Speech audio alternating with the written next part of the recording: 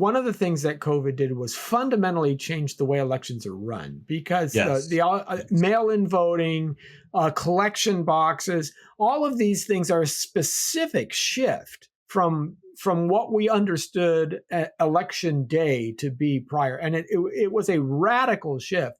So even if you claim, hey, well, there's no evidence that, widespread deception or widespread voter fraud was happening, there was a very, very different way of saying who's turning in their votes.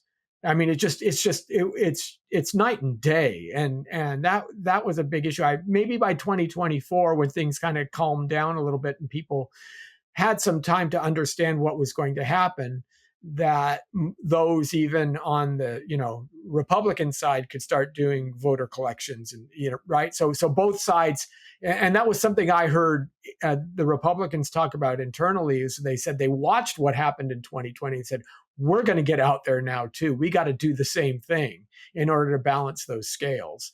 And so I think that's a big piece. Yeah, no, I think you're right. And you guys probably read pieces like I did that said in 2020, the game fundamentally shifted from winning voters to collecting ballots. As long as you have the ballot, it doesn't matter what the voter thinks. And, we used to joke about relatives who used to vote one way their whole life, and all of a sudden they're voting their other way now that they're dead. That would involve fraud. But what you're talking about is even non-fraudulent voting, like the right. Nursing homes that would have never been voting before and things. The legitimate voting had shifted to a point where you just collect the ballots. That's what you need. Those are what counted. They don't count people's opinion. They count the ballots that are turned in. And so that is a fundamental shift. And that's putting aside any claims of fraud. It's just, the legal structures for elections were radically different in 20 than they were in 2016 or prior. And by 2020, Republicans, I think, started to catch up with Democrats in terms of, okay, we need strategies where we can collect ballots as well. I also think, a number of jurisdictions started tightening up their laws, and we'll see how that plays out going forward, and like tightening up the voting laws and restrictions. And then now both sides are trying to figure out how to collect ballots. I think there's going to be a big fight about that as it goes forward, especially since if you look at California just 2 days ago finished counting their votes, and in several very specific, very contested, very specific voter house races. And it's funny how all these ballots were being brought in after the fact.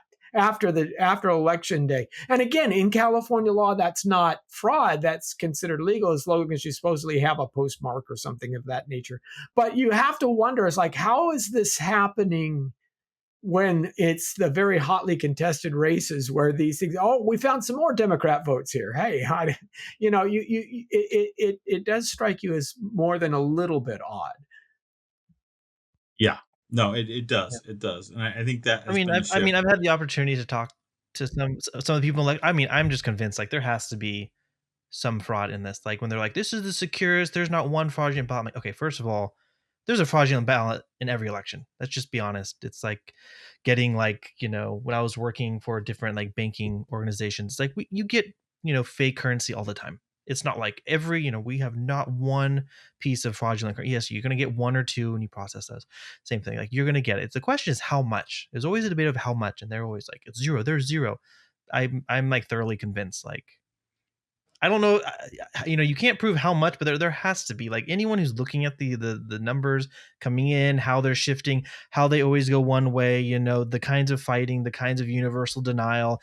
And it's okay, yeah, that happened, but you really can't account for that, especially when they're doing, I think it's Arizona, when they're like, oh, there's all these out-of-state voters who shouldn't voting. Well, it was technically legal, but okay, so it's so I'm convinced that there's at least a little bit of that. But with the Biden thing, I think you do have a shift on the Tocquevillian voting block, I think, is what you get in a little bit, where they're like, okay, we got the transaction. I think some of them believed it was a luck thing, we took the risk. We got the Supreme Court justices. We got out of Roe versus Wade. Now it's time to go back to peace and freedom.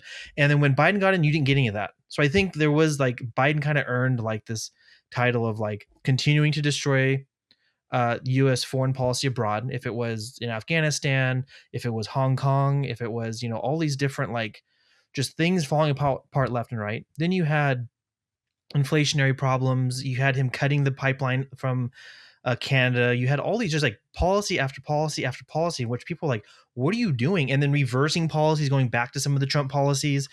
I think they just realized, and then the prosecutions against Trump, I he think they pandered realized, to the hard left.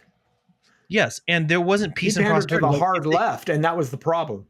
yes, if he brought at least peace and stability, I think there's a chance that Biden could have won again, or maybe if he would have stayed in, he would, maybe health wise, some people are like he's not alive, but I do think it was that point is what just killed, probably halfway through his presidency. They're just like everything's falling apart now. The Ukraine invasion, which is just it was just Obama's, like every problem Obama had was the exact same problem Biden was having.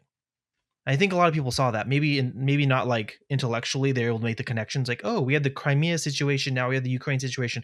Oh, we had the Taiwan stuff. Now we're back with like moving TSMC and stuff like. Maybe they didn't know that kind of stuff, but I think they just were able to see like, oh, we're not, the transactionalists were like, we're not getting what we promised, so we'll go back to Trump.